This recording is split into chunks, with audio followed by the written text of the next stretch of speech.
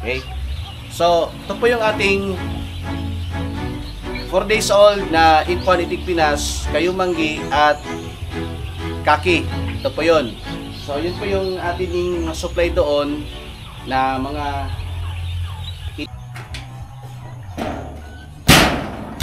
Hi guys, good afternoon. It's me, Lee Sungkip from Davao City. This time guys, mag-Tagalog tayo. Pasensya na po matagal po tayo hindi nakapag-upload na video. Gawa po ng may ginagawa tayo. Nakikita niyo po yung ating extension po sa bahay. Yan po yung ating ginagawang lagyanan ng mga incubators. So mamaya, i-picture natin yon nang sa ganun, malaman nyo yung anong setup na naman natin doon. Anong progress po sa ginagawa natin. 10 days po tayong hindi nakapag-vlog. Now, it's me, I'm back, Lee Sungkip, Davao City, and pag first time niyo po nakabisit sa aking YouTube channel, please don't forget, like and subscribe. Yan, mga kaitik. So, tara na. Puntahan na natin yung aking update sa mga Itik Pinas, Ipon Itik Pinas from Davao and from Bahaya Farm, ang aking partner dito po sa pag-itik, only here in Davao City. Tara, let's go. Ganon pa rin ang ating setup sa facilities, ating brooding here. So tayo guys. Yan, dito lang yan. Okay. So, ito po yung ating 4 days old na Ipon Itik Pinas, Kayumanggi at Kaki. Ito po yun. So, yun po yung ating supply doon na mga Itik Pinas, no? So guys, sa mga naka-avail na sa ating Itik Pinas, yung nauna po, huwag po kayo mag-alala ha, kasi first come, first serve po tayo. No, lahat naman po ng ating mga kaibigan, no, na gusto magkaroon ng Certified Itik Pinas na mga ducklings, huwag po kayo mag-alala, lahat po ay mabibigyan po natin. Okay? So yun po. Ito po yung ating Kayumanggi again, and yan po yung ating mga lalaki na itim. Itim Pinas po yan. Yan. Nakita niyo po. So yan po yung ating pamimigay sa mga gustong mag-alaga ng mga ducklings. No, it's free. Free talaga yan para sa inyo. So yan po ang ating pinapisa for today. No. Kaya nga po ako nag-vlog kasi para makita niyo po yung ating bagong setup doon. So ngayon, okay na tayo dito. Pag may mga katanungan, please direct me PM na lang po sa aking contact number. Mamaya ipa-flash ko po ang aking contact number kung gusto niyo pong mag-avail ng Ipon Itik Pinas, no? Dito po sa Davao City. Okay. So, ngayon, papakita natin niyo po yung aking maliit na setup lang sa incubators. Update po to sa mga hindi po nakakita sa ating setup, guys. Ngayon, makikita niyo pa. Makikita niyo po. And by the way, ang aking gamit po na feeds po, talagang matibay. Ito pong sari manok. Wala na pong iba, no? At ang aking Thunderbird na pang electrolyte, no? Yung kanyang pinaka-vitamins dito. At siyempre, hindi po natin makalimutan po yung mga Bitrasin Gold, no? From Unaco Company. Okay. So yan po ang aking ginagamit, guys. Tandaan niyo po, ay sari manok, duck at chick booster. Okay? Yan po, matitibay. Tara, let's go.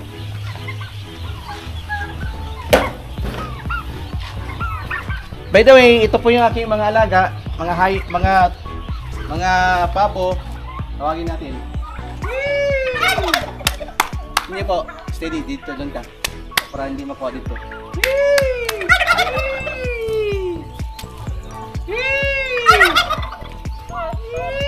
Asa ang karniro? Karniro. Abo, lalaki na po guys, oh. Nanyo po. Sobrang dami na po nating mga hayop dito. May mga itik, tupa, kambing, ang lunubian at mga pabo. Okay.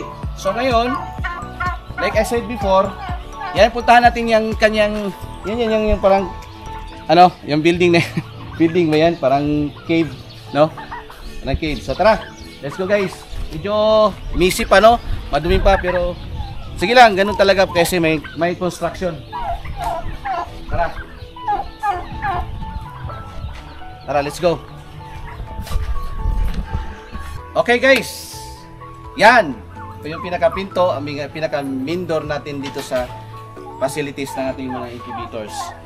Kaya lang po, may humarang dito na double deck. Ito yung tulugan ng ating staff po, yung humawak po ng cellphone ng ating camera, si Rose Sammy Hermasa, shoutout. So okay, tara, dito po ay lalagyan pa natin dito ng stair.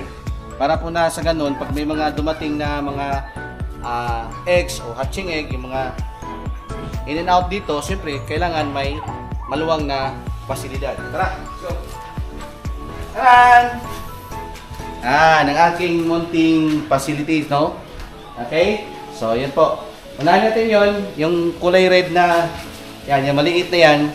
Yan po yung bago natin ginawa na incubator. Ang capacity po niyan, ang capacity is almost 5,000.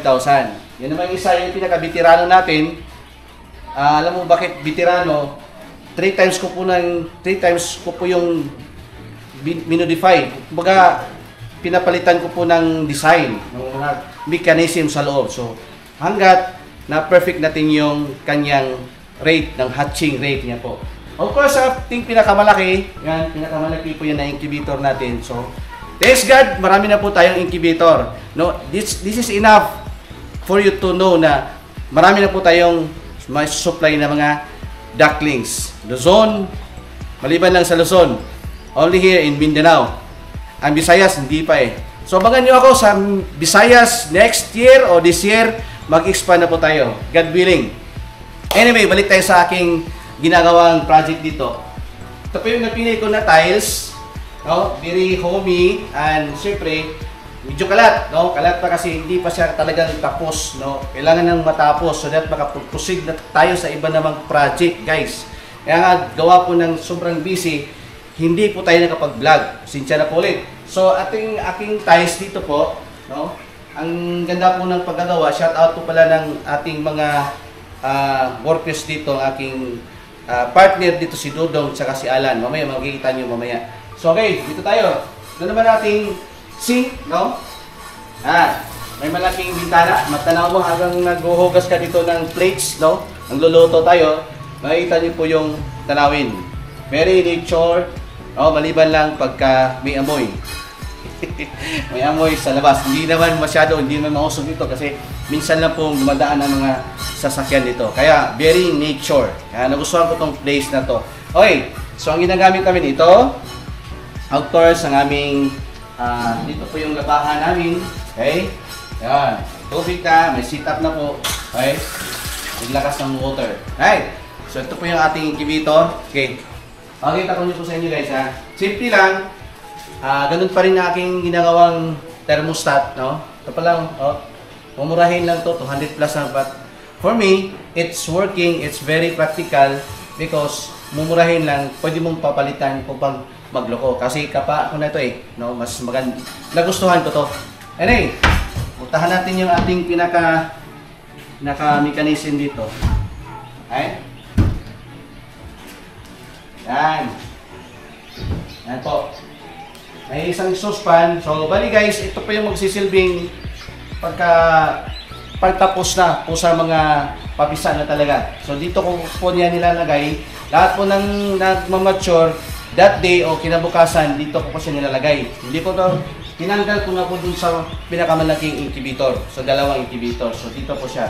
So, lahat po na nakikita nyo dun sa labas, yung ating brooding facilities ay nagagaling po to dito. Okay? So, yun po. May isang exhaust fan. At saka pag i-on ko to sa labas, may isang ano doon, yung nakikita yung PVC niyan, may hangin po yan, exhaust fan yung palabas. Higupin po niya yung hangin from here sa loob ng incubator, ilalabas niya. Kasi yun po yung feeder. Maiiwasan po natin yung malanghap natin yun yung mga balahibo sa mga itik. Alright. So yun pong nadagdag natin sa ating facilities, kaya nga medyo na busy talaga tayo. Ito naman yung ating, dito tayo. Hey, dyan ka. Dyan ka lang. Dito ako, mag-explain ako.